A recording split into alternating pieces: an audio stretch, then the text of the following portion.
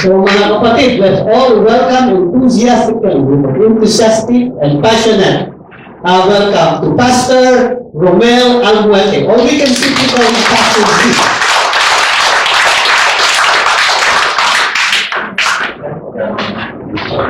Good morning! Okay, sabi ni Kuya, ang greatest achievement ko raw yung misis ko. Actually, nabubuli ko lang. Kahit siya po tanongin mo, meron pong helmet yan. Ilang beses na lang ito yan, mahal na mahal pa rin. Our wives are our first line of supporters. Yan ang number one supporter. Sino pong pumasok dito kasama yung asawa niya? Lalabas po kayo rito kasama niyo pa rin ang asawa niya. Diba? Tingnan niyo yung asawa niya. Tingnan niyo, bakit parang kayo? So wala kayo? Diba? That is the woman God gave something we should praise for. Okay.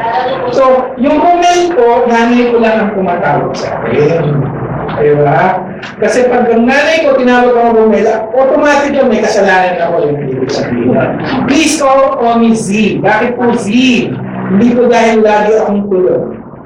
I used to work for Microsoft Xbox. And kailangan meron kang call sign. Yung gamer tag mo. So, ang gamer tag ko nun, that explains it kung bakit husband. Tsaka mas madali yung kasi pag Romel, parang, wow. Huh? By the way, congratulations! 40 years. Palakpakan mo po na.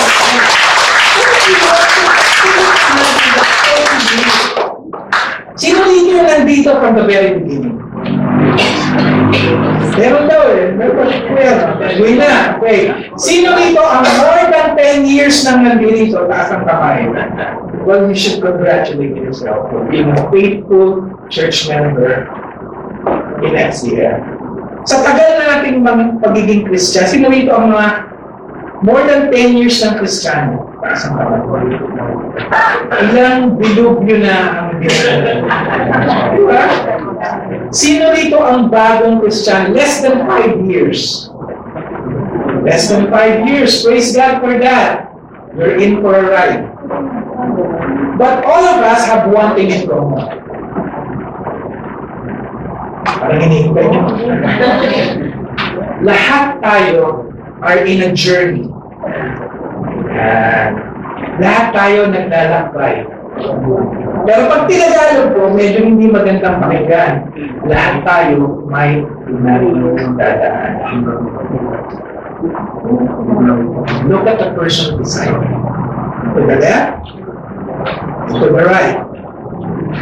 Lahat yan may pinagdadaanan. Kahit ako, nandito sa harap, may pinagdadaanan ako. Katulad ng kahit anong pinagdadaanan, kailangan daanan mo. Ibig sabihin, huwag kang ihinto. Kailangan dumaan ka. Nakatingin na sa akin ng pieces ko na ayaw na akong bumababa ng stage. Diba? Kailangan dumaan ka. Why? It was designed for you to pass over or pass through it. Ang tanong lang, gano'ng katagal? Gano'ng katagal? And through the course of that journey, are you able or will you be able to retain your integrity as a Christian? Sino rito ang nasa uniform service? Sino?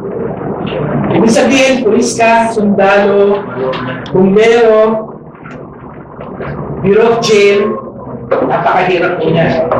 Integrity. Sino sa inyo ang nasa corporate? Government. Ang hirap, di ba? How do you keep your testimony? And at the same time, keep your integrity. Pag dumadaan ka na sa isang napakahirap na sitwasyon, how do you keep your honesty? How do you keep protecting yourself from being contaminated by this world? Ang hirap, di ba? Yan po ang pag-uusapan natin ngayon. But first and foremost, I would like to introduce to you my wife na in-introduce na ni Kuya. Diba?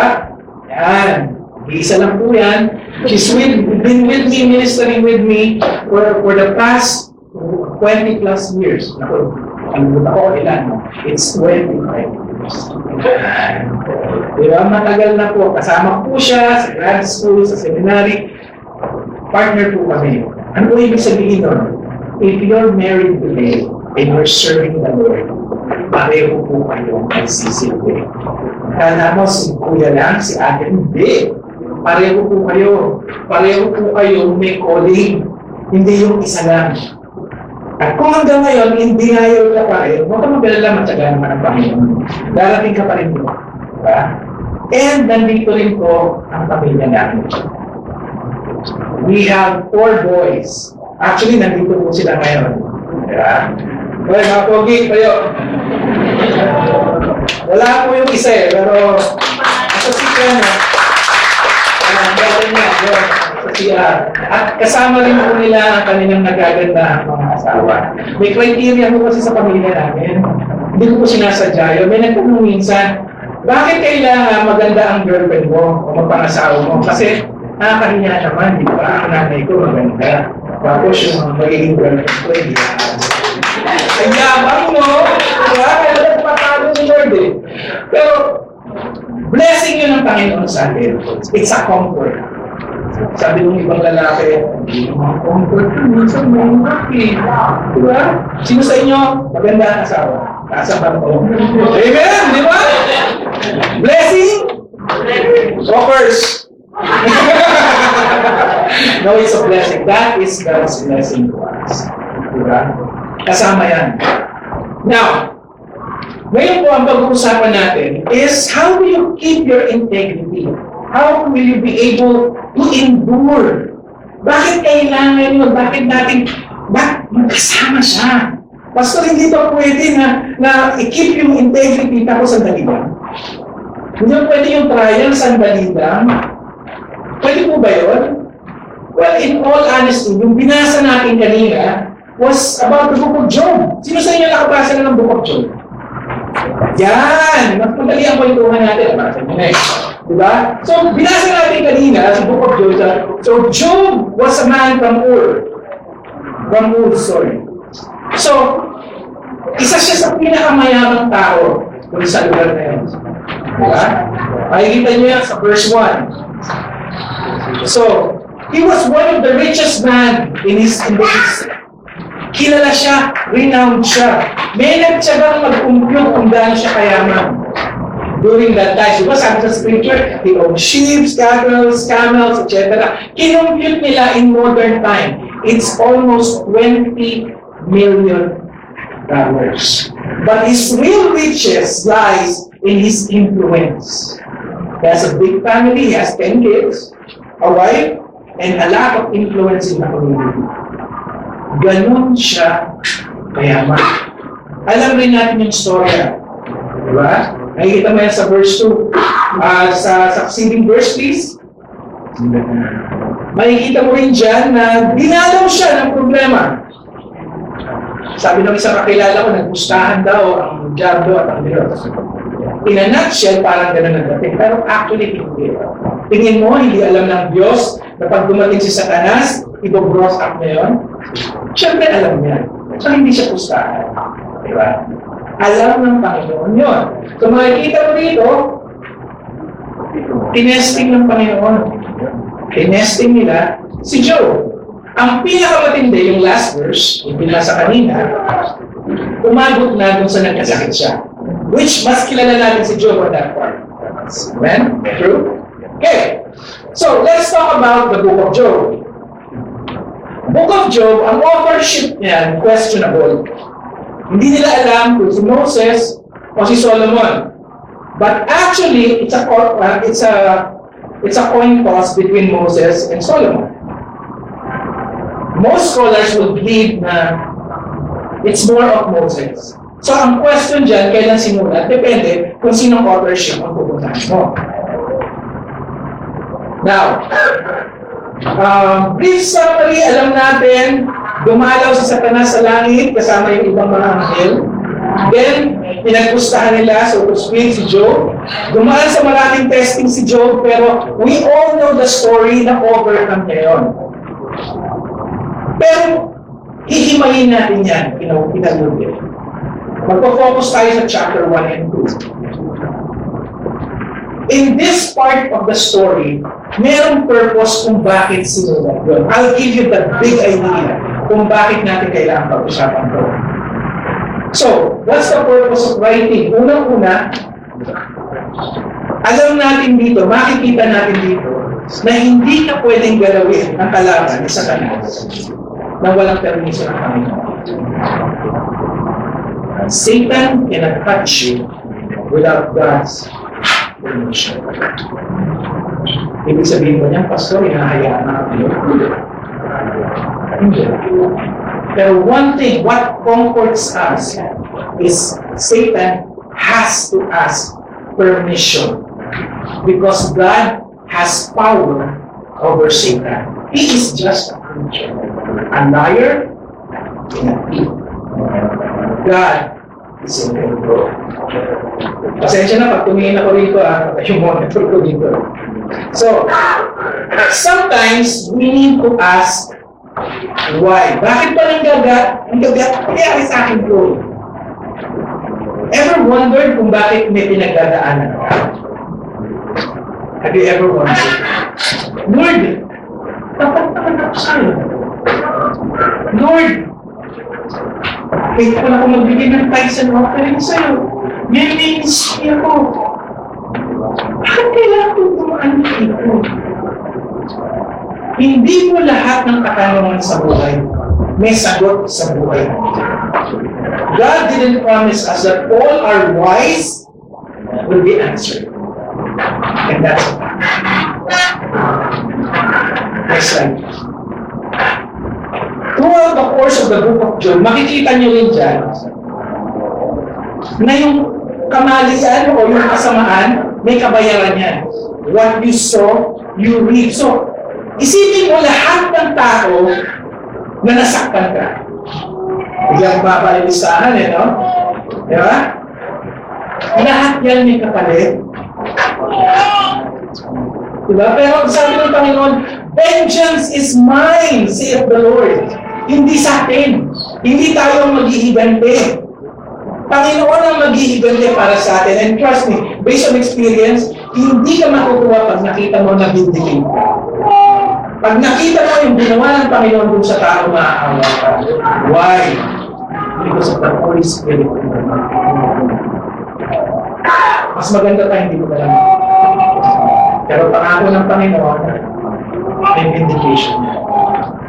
Hindi mo rin pwedeng i-blame yung lifestyle ng tao dun sa nangyayari sa kanya because it's not always the case. Ibig sabihin ba, pag mayaman ka, ang trials mo, mas malaki dapat kaysa sa mahirap? Eh, paano yung mahirap naman, ang laki-laki ng trial? Walang kinalaman yun. God has a plan unique to you. Kahit pa mag-asawa kayo. Meron pareho kasi mag-asawa kayo. Pero meron unique individually. When I first entered seminary, during grad school, sabi ng misis ko, sige pumasok ka, susuportahan na lang kita. Lo and behold, it was required. Kailangan mong pumasok. Pumasok kaming dalawa and she realized she has a different calling. Independent and codependent. Although I don't like that word. Independent and together, cooperatively, collaboratively, kasama siya sa akin. Diba? You need to support one another. So magkasama yun. So if you're serving right now, as an individual, your spouse, hintayin mo lang, panalangin mo lang, pag-pray pa dahil kasama sa iyo. Hindi yan tayo. Now, suffering may be allowed in our life. Ito might be a big idea, a jump of our discussion. Pero kasama yan, may purpose siya ng suffering. Either to test, to purify, to grow up, to strengthen our soul. Iba-iba yung reason yan. Depende sa sitwasyon, depende sa tao na pinitest. Kung titignan mo yung katabi mo, yung pinagdadaanan niya, iba sa pinagdadaanan niya. It might look the same. Di ba, hilig natin Pilipino yun, nag-aanap tayo ng photo delaminator, di ba? Well, palayaw rin, oo, ako din, ganun. Hindi. Kala mo lang yun. The Apostle Paul said, iba yung journey mo, iba yung race. There's a track prepared just for you. It is not fair for you to compare, though. It's not fair for the other person, and it's not fair for you. Tawa ka ng isa. Diba? Now, God remains enough. Siyempre. Alam natin lahat yun. He is enough, He is sufficient, He deserves all the praise, the honor, and glory. But if you read the book of Job, God acknowledged that as we go through that, and even though we're saying, Lord, thank you, praise be your name, the Lord give it, the Lord take it away, praise be the name of God, He acknowledges the fact na as we go through that path, ay pinagdadaanan ka sa loob ng sakit-sakit. Sa isip mo. God knows what's going through your head. Difficult it is. When you start to question the ano ka ba talaga? Pinag-isipan mo ba ako? You will see later that even though Job went through hell, he never quoted Job. So today we will be talking about the importance of maintaining your integrity as you cultivate it, as you endure. Bakit kailangan magkasama yung integrity at endurance? Diba? Hindi mo pwede prove na lang yung integrity ko ng isang buwan. Huwag na endurance kasi pag sinabi ng endurance ang tagal nun. Diba? Sino sa inyo ang may pinagpe-pray, hirap na hirap ka na, lagpas 1-2 taon na.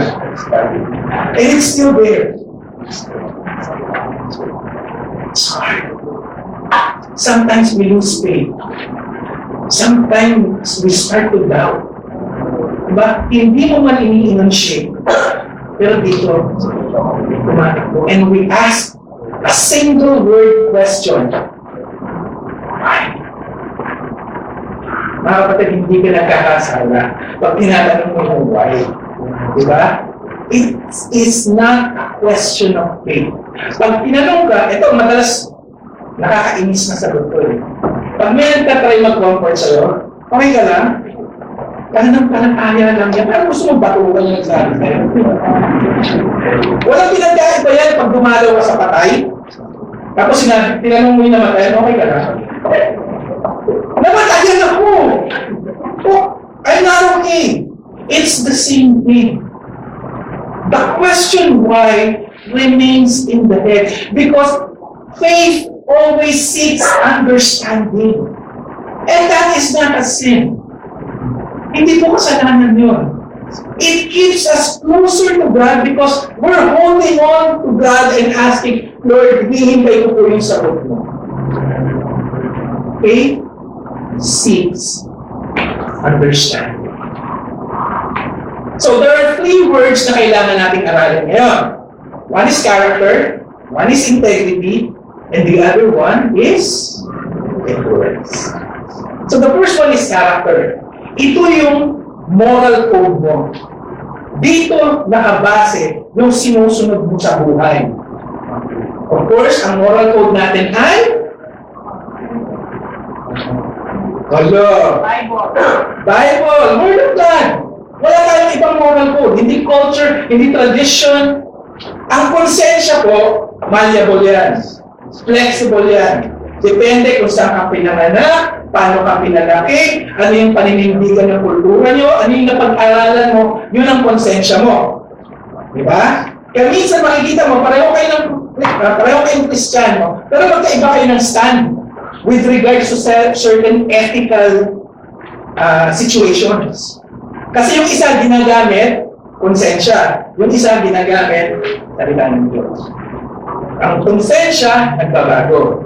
Pero ang salita ng Diyos, hindi. That is our moral code. Madali bang sundin? Hindi. Kasi kung madali siya sundin, hindi na yan iuutos. Matik na yan, organic yan. But it's not. It has to be intentional. Next thing is integrity. Integrity is how you implement your moral code. Do you stand with that ethical code? Consistent ba tayo? So that's a question to ourselves. We know our moral code. We believe 100% in the scriptures, infallibility.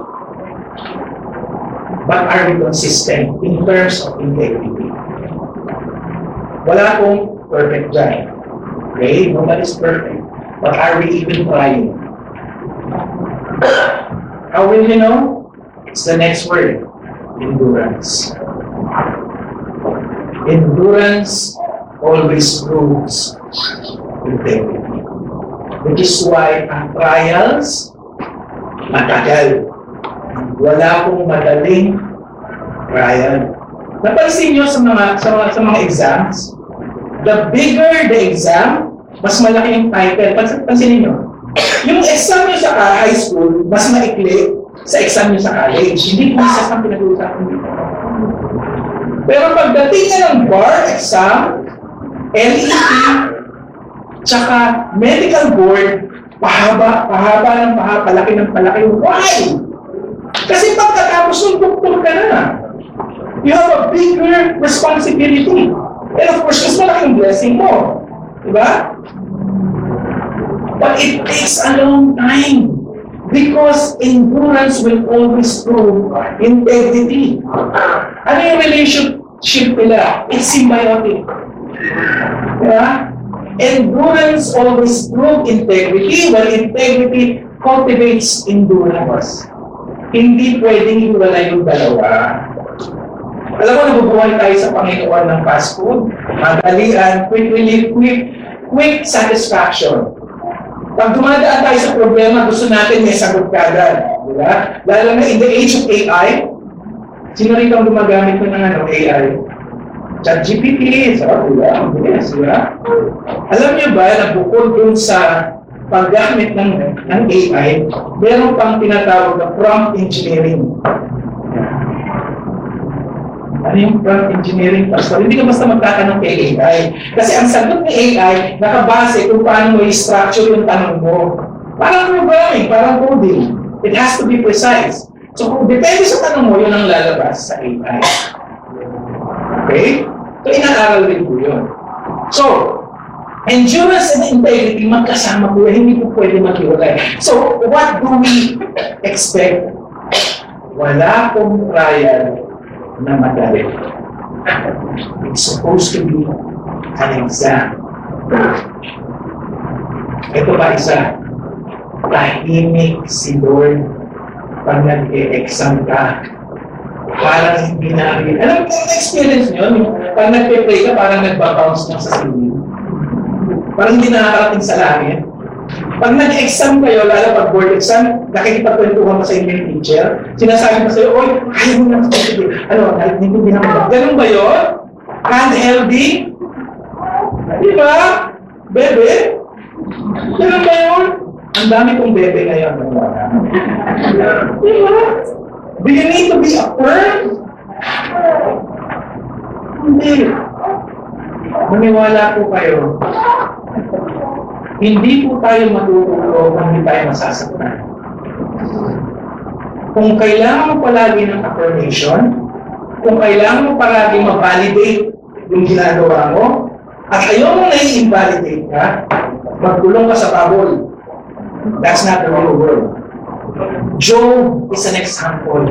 Siya na yung pinakamayaman. Siya na yung pinakamaraming pera. And yet, eto, sabi nga nung kakilala kong pastor, pinag-tripan pa ni Lord. For the lack of a better word. So let's talk about Job. He's a man of integrity, mayaman siya, righteous, inaalagaan niya yung pamilya niya. Diba? Pero he has to undergo a certain test. Sabi nga dun sa binasa natin, umakyat ang mga anak ng Diyos sa langit, kasama sa Satanas, and the first thing that was mentioned by God is, have you seen my son Job? Sinagot siya ni Satanas. Kilala ni Satanas si Job. Kilala kayo ni Satanas. Alam niya yung ginagawa niyo. He's not all knowing. Okay? May marites rin niya, nakikibalita niya sa ibang demons. Pero alam nila yung ginagawa natin. And God is very proud of you. As you struggle to obey God, He is very proud of you. Pero ano sabi ni Satan? Pag tinanggal mo lahat ng properties niya, lahat ng meron siya, umurahin ka niyan. Napansin niyo ba that whenever you go through trials, ang unang-unang nawawala, at least in my experience, yung financial capability, yung resources. Kasama kasi sa power cycle natin, yung pera, yung resources. The reason why we look strong and independent is when we have money, and money is power. Remove money, sino tayo? Tinanggal ni Satanas yung pera niya. Binigyan siya ng authority ng Panginoon. Makikita niyo dun sa next slide, I want you to focus on the lower part. Sabi nito, then the Lord said to Satan, behold, all that he has is in your power. Pumayag sa usapan ng Panginoon. Okay, permission was given. Only, ito yung restriction, do not reach out and put your hand on him. Hindi pababayaan ng Panginoon na saktan physically si Job. So Satan departed from the presence of the Lord. So what happened? Ito na. Yung una, dumating ang mga Sabians. Pinatay yung mga alipin niya, kinuha yung pwede nilang kuhanin. Nagsasalita yung alipin niya, nagre-report, humahangos, hindi pa tapos magsalita, eto na yung bago, dumating yung mga Chaldeans. Pinatay yung mga alipin niya, kinuha yung mga camel. Parang ganito po yan. Sino rito ang may negosyo na pumagtaas ng kamay? Parang ganito po yan. Nag-report yung tao, sinabi sila, boss, nasusunod yung factory natin.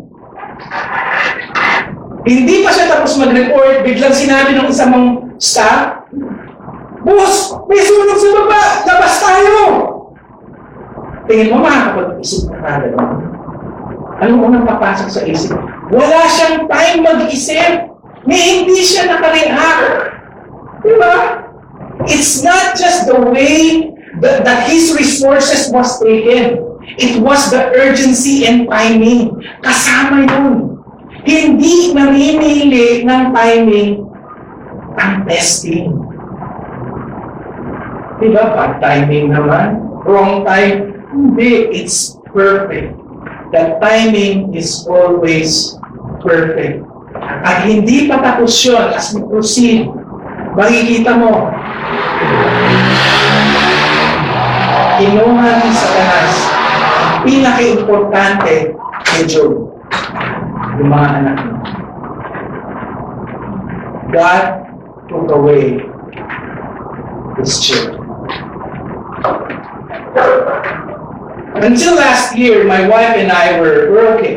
Financially, we're okay. May kita kami, pumili kami ng bahay, mga sasakyan, etc.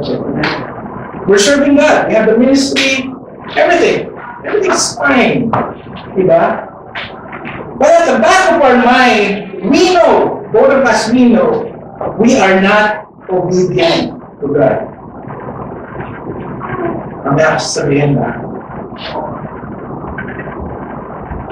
Then it happened. Slowly pa nga yun.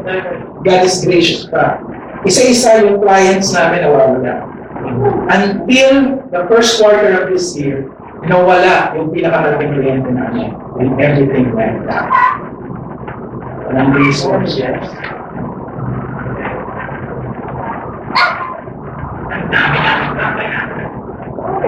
Bahay, sasakyan, card, lahat. Saan namin ito? Ito bakit ito? It's all good. So what happened after that? Anong sabi ni Job? I want you to take note of this. Another slide, please. Then Job got up, tore his robe, and shaved his head. Then he fell to the ground and worshipped. In the Near East tradition, pag pinunit mo yung robe mo at kinalbo mo yung sarili mo, dalawang ibig sabihin niya. First one is grief. Extreme grief. But there's another one. Like that. Walang kasalanan si Job. But his first impulse was repentance. Why? Then he worshiped. Nung dumaan kami mag-asawa doon sa problema na yun, ang unang reaction ko, why? Nauna yung why. I didn't enunciate it. Pero pareho kami umiiyak mag-asawa, we know. Pero nagtatanong pa rin kami, why? Bakit? Balik po sa slide. I want you to take note of verse 20. Despite all this, Job did not sin. And he did not blame God. Tandaan natin yan, ha? Job did not sin and he did not blame God. Okay. So at this round, nanalo si Job. Paano si Satanas? So hindi siya masaya. Umakyat siya uli ng langit. Diba? Nagsumbong siya sa barangay. Anong sabi niya sa Panginoon? What did Job say? What did Satan say to God? Next slide, please. So humarap siya.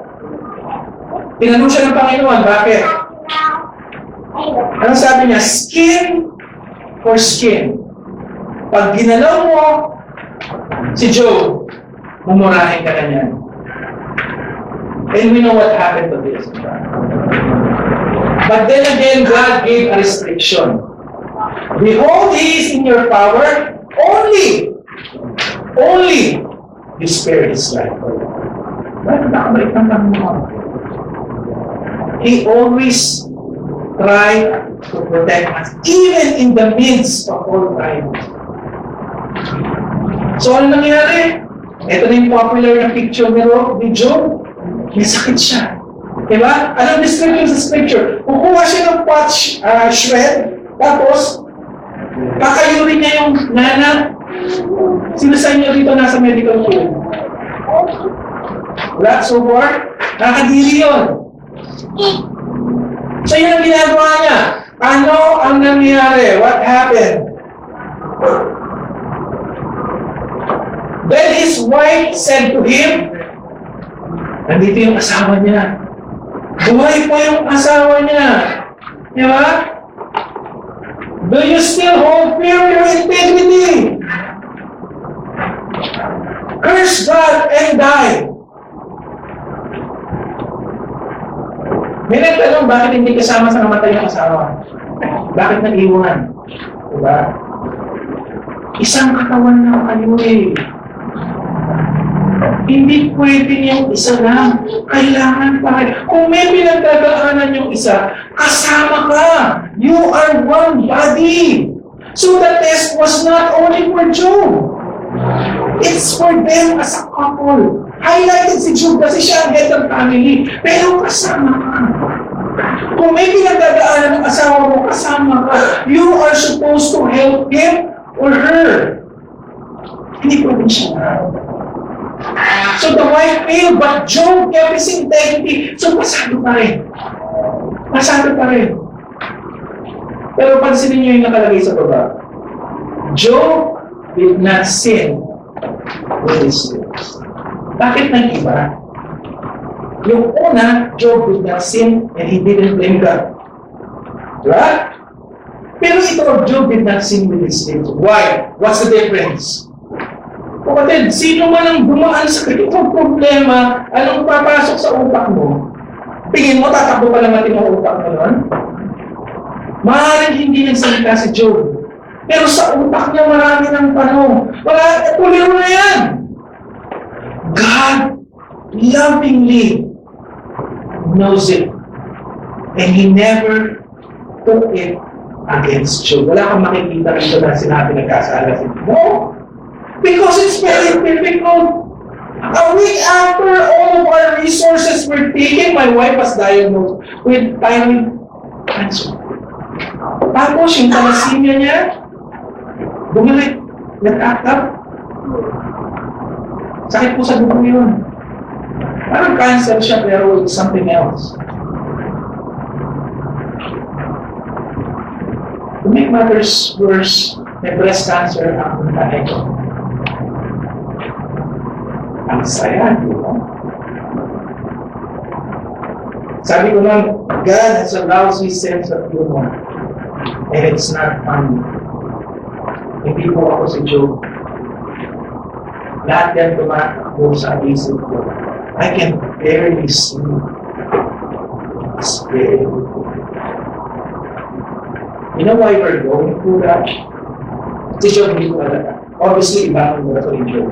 Sa amin, sa pamilya namin, bago kami pumasok ng seminary, nakikipag-negotiate kami kay Lord. Lord, pwede bang work full time? Although alam ko na 1988 pa lang, sa youth camp sa Benguet State University, tinatawag na ako for full-time service. But as I was so prideful, ayokong magpastor kasi para ka namamalimos lagi sa mga miyembro mo sa ibang simbahan ng pera. Hindi para sa sarili mo, pero para sa simbahan. And I don't like that. I never did. Alam mo lang, repentance ako rin ng Panginoon. So we negotiated. We tried different ways to appease God. Parang Katoliko lang, di ba? So what happened? It's payback time. It is time to rip our clothes and shave our heads. Kapatid, baka meron kang ganyan ngayon. Baka may hindi ka kasi masuko. Maybe it's also time to rip your clothes and shave your head. So, let's talk about how this thing is wrapping up. It's obviously a divine test. Diba? Obvious yan. Yung increasing intensity nung pinagdadaanan ni Job, sinadya yan. Paano ka i-test kung para ka lang kinurot ni Lord? Mapapatunayan ba yung integrity doon? Hindi. That's why tests and trials are designed to be very painful, to evaluate and strengthen our character. Hindi ka mag-grow. For example, kung ikaw po ay runner, sino tumatakbo rito? Hindi sa utang. As in, nagja-jogging kayo. Diba? Una, itatry mo, 1 kilometer, 2 kilometer, diba? Tapos kakain ka ng para sa kanto, wala na. Diba? 3 kilometers. Pahaba ng pahaba yan. Why? You're trying to build your endurance. Diba? Yun. Tsaka para may alas kay Macy's na bumili ng rubber shoes na bago. Diba? Kasi, pakasasali ako sa 21K. Ganun din yun. For us to build our endurance, kailangan pabigat ng pabigat yung trial. Ibig sabihin, hindi lang nag-i-increase yung intensity nun. Tinetest yung limit mo. Sasagalin ka. The Bible says, God will not give you something that you cannot endure. Di ba? Alam mo ba kung ano ang limitations mo? Yun ang hindi nakasulat mo. Dadalhin ka ng Panginoon sa isang lugar na kakayanin mo. Pero nakakaalam lang kung hanggang saan ang kakayanin mo ay ang Diyos. Hindi ko alam. And God is growing your spiritual muscle.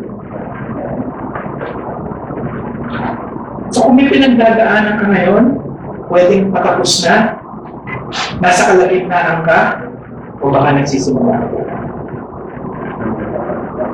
One comfort that you can have, God is in you. He knows you. He knows your limitation. Diba? At tutulungan ka niya na abutin mo yung limitation na yun. Kapatid, don't lose hope. May katapusan niya. God designed it specifically for you so you could grow stronger.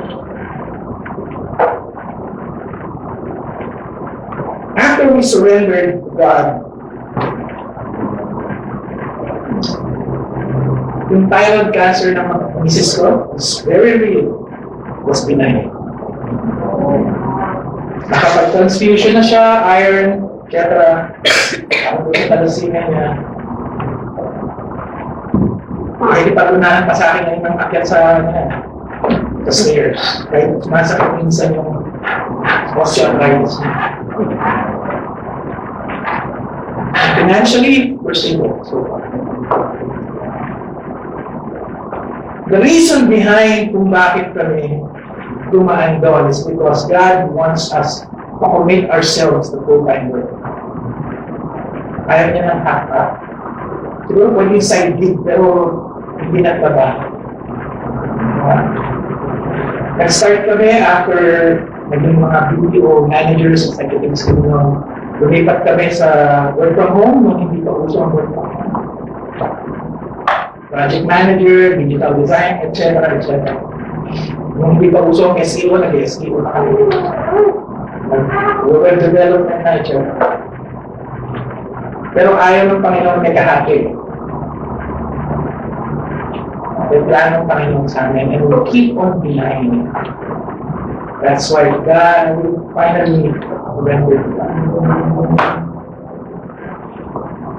God wants us to demonstrate our unwavering devotion to Him. God is a jealous God, but God will always take care of you. Maaaring dito sa crowd na to, kinakausap ka ng Panginoon, maaaring iniimbitahan ka sa multimedia ministry, sa worship, pero reluctant ka, hesitant ka. You have your reasons, that's fine. But God has His reasons as well. 16 years ako tumakbo. Hindi ka tinatawag magpastor, huwag ka magkalala. Huwag hindi ko alam kung oo o hindi. Pero tinatawag ka, alam mo yun, diba? Alam mo yun? Diba? Makikita mo ba? So alam mo yun. When you say yes to God, it doesn't mean it will happen now. When God called David to be king of Israel, he was what, 14, 16 years old? When he was anointed by Samuel, hindi naman siya hari kagad. Diba? It took a long time for him to be king. God wants us to do that first step of faith, to say yes. Then He will hold your hand and He will lead you. Sometimes gently, sometimes harshly, when He will, but He will take you. So kung pinag-iisipan mo pa ngayon, kung mag-join ka ng ministry or what, huwag ka na mag-isip. There is no repentance in God's gift and calling. Pag itinakda niya, at agalin mo, listen to you. Hindi ka naman po, may free will ka, di ba? You have free will. Hindi niya pagpersahin. Pero dadating ka sa punto, tulad namin mag-asawa, tataas mo yung Panginoon mo. Lord, it's up to you to wait or say yes now so God can empower you and grow you in His way. So anong practical application? Alam na natin, naramdaman na natin, ngayon kailangan natin gawin. So, number one, God is sovereign. Alam ng Panginoon ang nangyayari sa iyo. Whenever you cry at night because of pain, because of frustration, hindi mo alam ang kakainin mo the following day o babayaran mo. May sakit ka o may sakit yung kamag-anak mo, and the pain is too much. That much. And He's holding you. His presence is there. Anong pangako niya sa'yo? Kung tinanggap mo siya bilang Panginoon at Tagapagligtas, when you acknowledge that Christ is your Redeemer and Lord and Savior, I will never leave you or forsake you. Mararamdaman mo lang yun dun sa mga panahon na parang nag-iisa ka.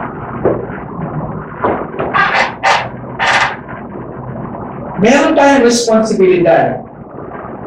The intentionality of keeping our integrity. Positionally, ligtas ka na. Amen? Positionally, tinanggap mo si Kristo, pinatawad ka, siya ang tagapagligtas mo. Nabatay siya sa krus, pinatawad ka. Positionally, you're sanctified. Malinis ka sa harapan ng Diyos. Pero, you have to live out your life as a Christian. Kailangan mong ipakita faith without works is dead. Hindi salvation ang pinag-uusapan dito. Testimony mo lang ang pinag-uusapan dito. And we all have a responsibility. Hindi na pwedeng online Christian na lang for life. No, it's good that during the pandemic, we could still worship God online. But some of us remained online. Virtual. So ang gifting mo, ang blessing mo dapat virtual din.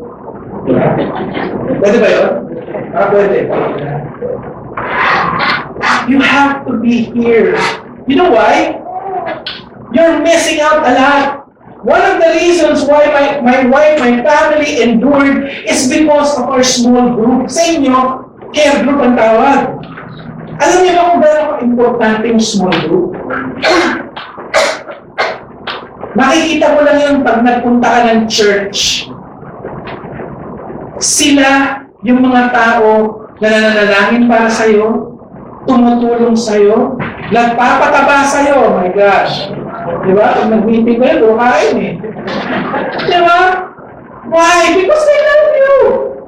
Yung iba sa atin nagtatapos, ay si pastor, hindi ako nakakasikaso. Ilang membro kayo? 150? 200? Ang ratio lang ng pastor sa members para makasikaso kayo maigi, according to research, is 1:80. Patawarin niyo po ang pastor na hindi kayo kayang harapin noon all the time. Pero may small group. May mga small leadership, pastor, that takes care of you. You take care of one another. Diba? Alam, gusto niyo magtagal yung mga bagong Kristiyano? Hatakin niyo sa small group. They can feel the love and the presence of God inside a small group. Chismosin mo kasama ka sa small group eh. Paano mo nalaman? Nakikichismis ka rin o. Kapatid, okay lang yun. Lahat tayo, merong problema one way or the other. May mataray magsalita, may chismosa, may magaling manguta. Iba-iba yan. Pero it's how you adapt inside the group. Diba? Merong maru-maru dun sa grupo. Diba? O mas marunong pa sa pastor pag nag-dis. Meron okay rin yun. Ibig sabihin masipag siya mag-aral. Pero when you learn to love one another, tignan mo yung katabi mo. Hindi lang yung asawa mo, lagpasan mo ng konti. Diba? Pag natutunan mo mahalin lahat yan, this is one happy family. Oh, but, alam niyo, kaya natin gawin mo. You know why? Kahit maasim yan at hindi naliligo, pinakasalan mo. So, ibig sabihin, kaya mo rin magmahal ng tao na hindi mo gusto. Kung sinabi hindi mo gusto yung asawa mo. Di ba? You can do that. Importante ang physical church. Dito ka tumatakbo pag durog na yung puso mo. Alam mo na hindi ka huhusgahan. Alam mo na hindi ka ita-turn back. Why? Because this is your heaven. In all these sufferings na pinagdadaanan mo, in all these trials, maiintindihan natin kung bakit. Either sa gitna, o sa dulo, o baka sa umpisa pa lang.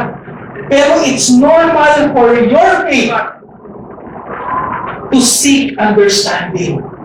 Diba? Mas madaling magdaan sa isang problema pag naiintindihan mo na siya. Kahit hindi 100%.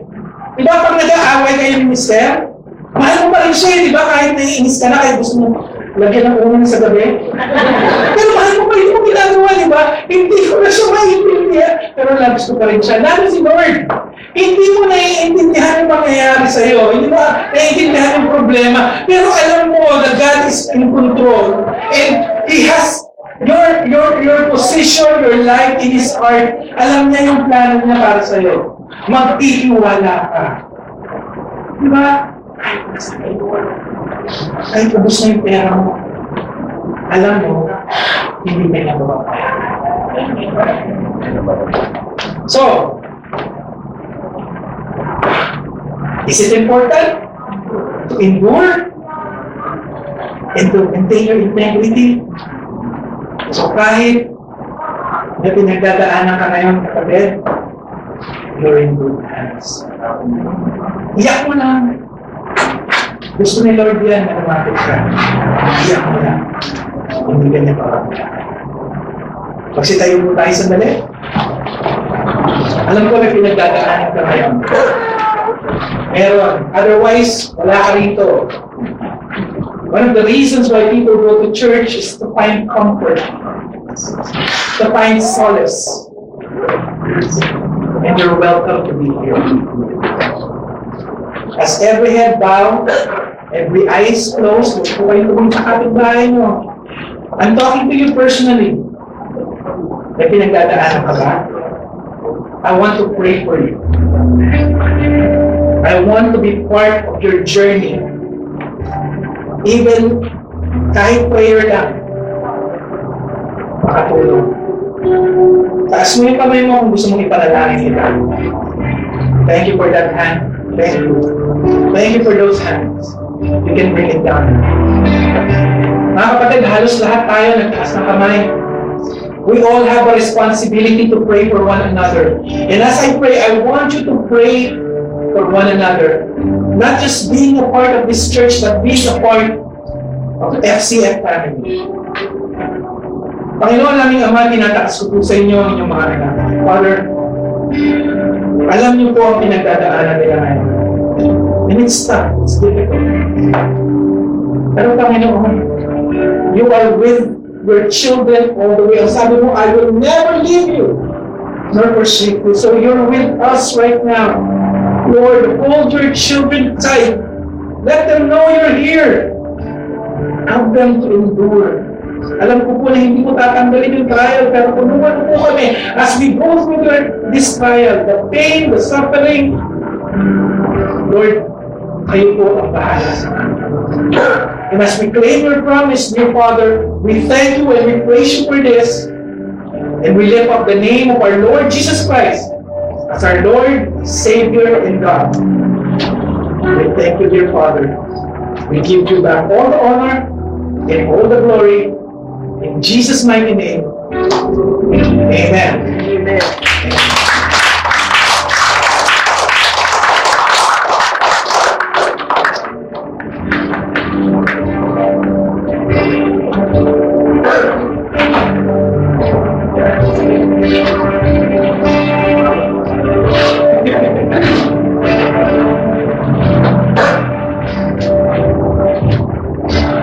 We are blessed today. Okay, let's give the Lord a mighty hand of praise. So, let's close this with a word of prayer. Our Heavenly Father, we thank you and praise you for your faithfulness and your goodness. Thank you, Lord, for speaking through your mouthpiece today, through Pastor Lee. Salamat, Panginoon, sa katotohanan ikaw ay tapat, ikaw ay mabuti, Panginoon, and you will never leave us nor forsake us. Thank you for that promise, Lord, that we will constantly hang on to that, Lord. May we always manifest our faithfulness to you, Lord, and may you always manifest that you are willing to hold on to us, Lord, allowing us to go through this with you, with having the strength, having the courage, Lord, because knowing that you are with us all the way. Thank you so much. May we look forward, Lord, for the remainder of this week, looking forward that you use us for your greater purpose and your will. This we pray in Jesus' name. Amen.